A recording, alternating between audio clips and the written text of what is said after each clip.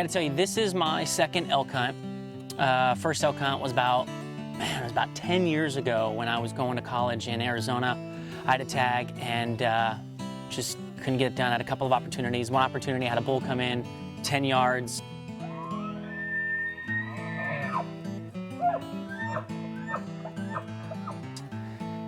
He came behind a tree. I couldn't get a shot off. He knew something was up.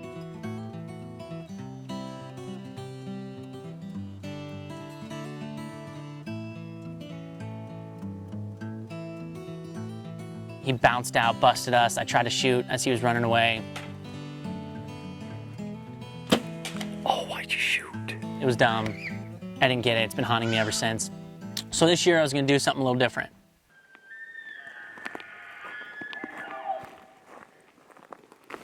First morning, we actually had a lot of luck. Me and my Uncle Jeremy were on this hunt, and we decided to go to this spot up in the high country because we knew that's where they were bugling.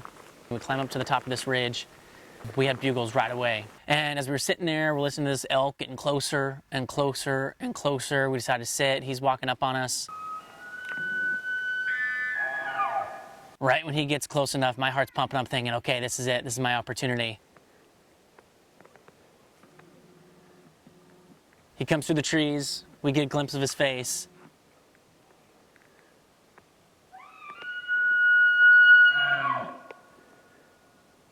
And I hear 4 words from Jeremy. Don't shoot that elk. He was...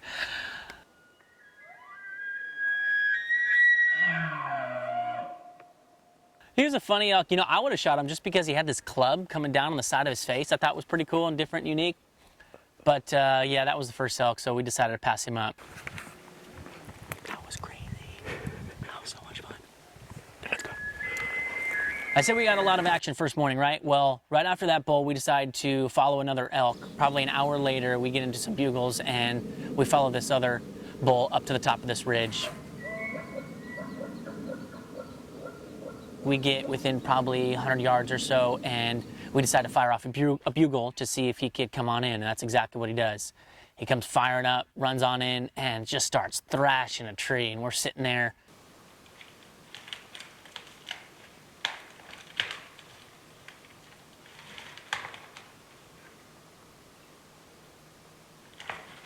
Let down.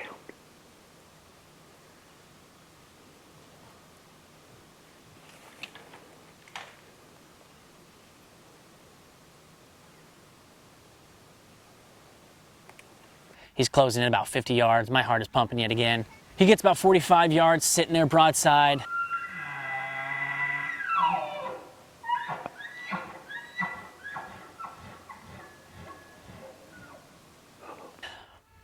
I probably should have shot that elk.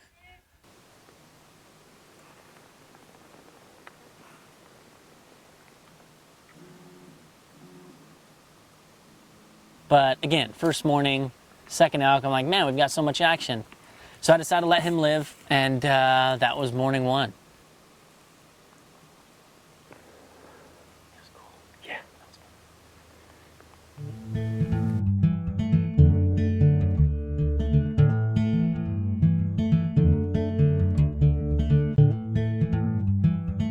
The next day we decided to sit this watering hole. We got a tip from a buddy of ours that says that he had a game camera on this little watering hole, and he had a couple of big bulls sitting there. So we decided to sit that one evening, climb up in a tree, and sit there a couple hours, and then this guy comes in.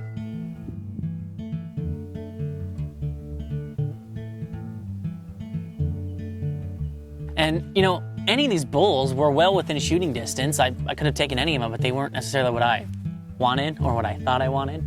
So I decided to let him live, and we go off to the next morning.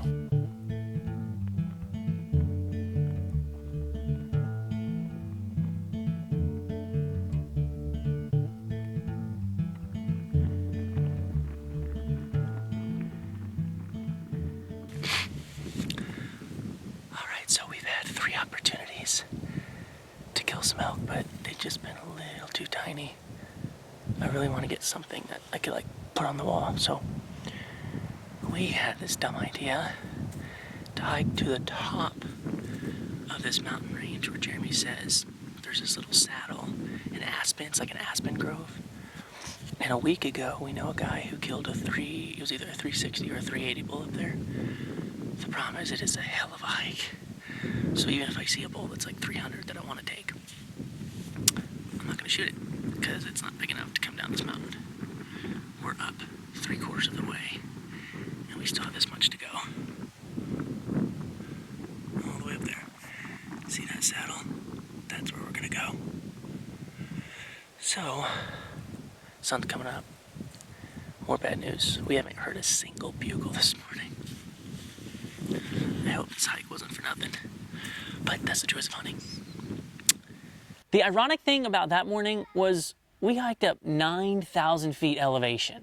We hiked our tails off. We get to the top. It's that hill down there, just by that field. Obviously didn't hear any bugles. We head back to the truck. Our legs are just trashed, getting ready to leave. And we get about 1/4 of a mile, maybe 1/8 of a mile from the truck, and guess what we hear?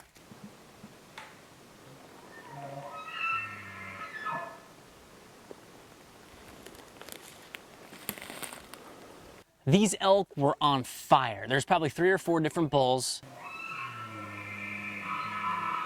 We had to act quick. We knew it was getting late in the day and they were heading for their bed. And we actually knew there was another hunter approaching them. So we decided to hike up the ridge right where our truck was parked. And we get in close yet again. We get in about 50 yards. One of those elk, he was probably a shooter. Looking back, I probably should have shot him. He was pretty, he was beautiful to look at, stuff coming off his antlers. There was a couple of them up there, but we decided to just hang out, sit tight, and ultimately just watch him for a bit.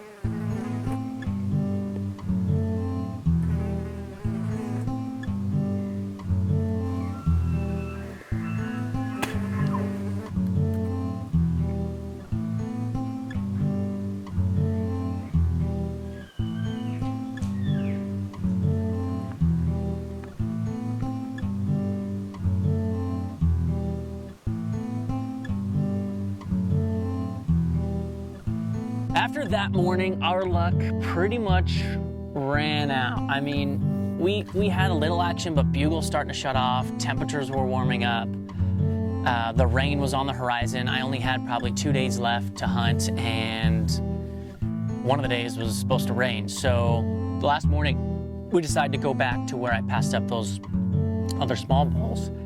We didn't really hear much. We heard maybe a couple bugles, so we decided to sit in an area where we knew they were coming up. We kind of knew where they were bedding, and we just sat at the top of this ridge hoping that maybe they would come up. We sat there for maybe an hour or so, and all of a sudden, we look down, here they come. There's probably 6 to 8 cows coming up, single file. The bull sitting behind them, he bugled maybe just a couple of times, and you couldn't have had it work out any more perfectly. Cows are coming in, beelining straight for us. When they get about 30 yards, they kind of catty corner and go to the sideways, sitting broadside. And we're like, man, this is perfect. So then the bull comes and follows them, same direct path.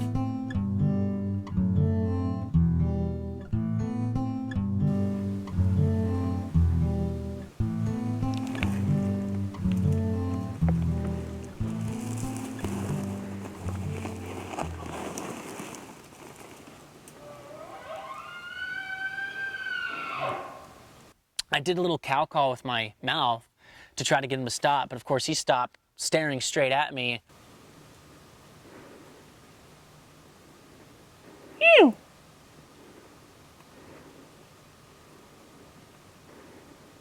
I'm pulled back.